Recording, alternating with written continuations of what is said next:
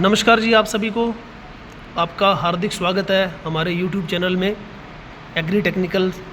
और अभी हम आज जो वीडियो बना रहे हैं वो बना रहे हैं FIP के ऊपर फ्यूल इंजेक्शन पंप।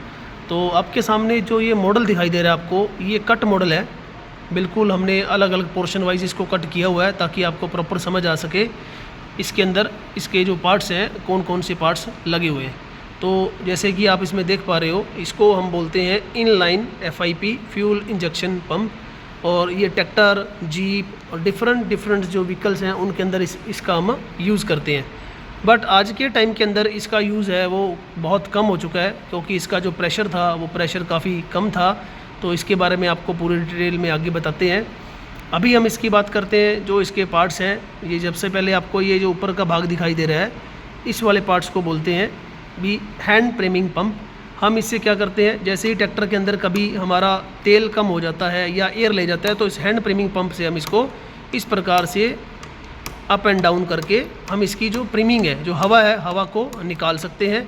नीचे इसको हम बेबी फिल्टर या हम इसको सेंटीमेंट बाउल भी बोलते हैं।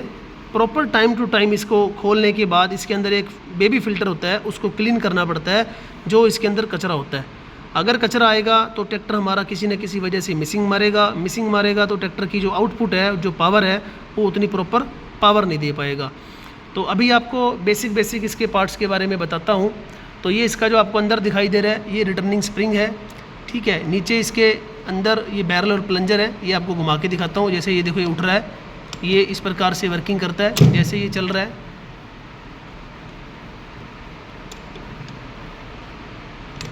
कैसे काम करता है, इसके नीचे आपको एक कैम दिखाई दे रही है, इसको बोलते हैं कैम। ये जो घूम रही है, ये देखो कैम नीचे घूम रही है, इसे बोलते हैं कैम। ये घूम रही है इस प्रकार से। और ये जो ब्लू कलर का आपको दिखाई दे रहा है, ये होता है इसका गवर्निंग वेट। गवर्निंग वेट क्या काम करता है, ये इसके फ्यूल की सप्लाई को कंट्रोल करने के लिए गवर्नर वेट का यूज़ होता है। और पीछे आपको एक ये जो नट दिखाई दे रहा है, इस नट से हम क्या करते हैं, इसकी जो लो आइडल है, जो स्लो स्पीड है, उसको हम कम ज़्यादा करते हैं। जितना इसको टाइट करेंगे तो इसकी स्पीड बढ़ती रहेगी, जितना हम इसको लूज़ करेंगे उतनी इसकी स्पीड कम होती जाएगी।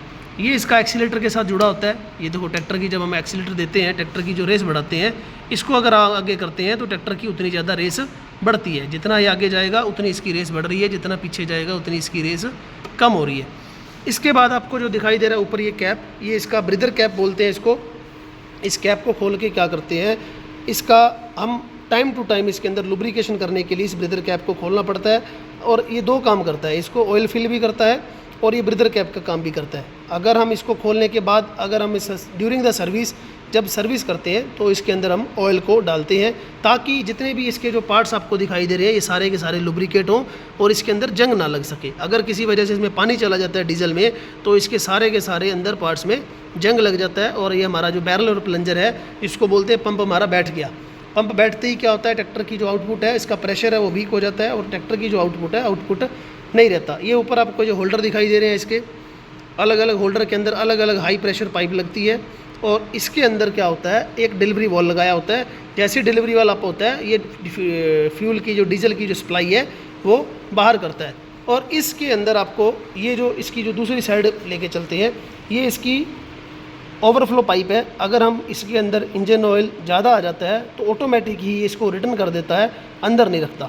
और अगर हम बंद करना हो ट्रैक्टर को, तो इस प्रकार से इसको पीछे खींचते हैं और जैसे ही पूरा का पूरा फ्यूल कट हो जाता है, ये हमारा ट्रैक्टर है। वो गाड़ी, जो भी ट्रैक्टर हो या गाड़ी हो, अगर जीप में लगा हुआ है तो जीप है, अगर गाड़ी में लगा हो तो गाड़ी है। तो इसमें इसको फ्यूल को कट करके बंद किया जा सकता है। इसके अंदर आपको एक नट दिखाई दे रहा है, ये जो बड़े वाला नट दिखाई दे रहा है, इससे हम क्या करते हैं, इसकी फ्यूल की सप्लाई को कंट्रोल करते हैं। अगर हमारे को फ्यूल की सप्लाई कम करनी है, ज़्यादा करनी है, उससे हम इसको कंट्रोल कर सकते हैं।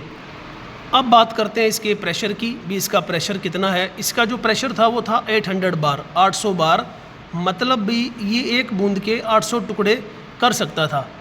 तो इस वजह से क्या हुआ, भारत सरकार के कुछ नॉर्म्स आए, जिस वजह से इसका जो प्रेशर है वो बहुत कम होने की वजह से इसको अब ट्रैक्टरों के अंदर फिट नहीं करते।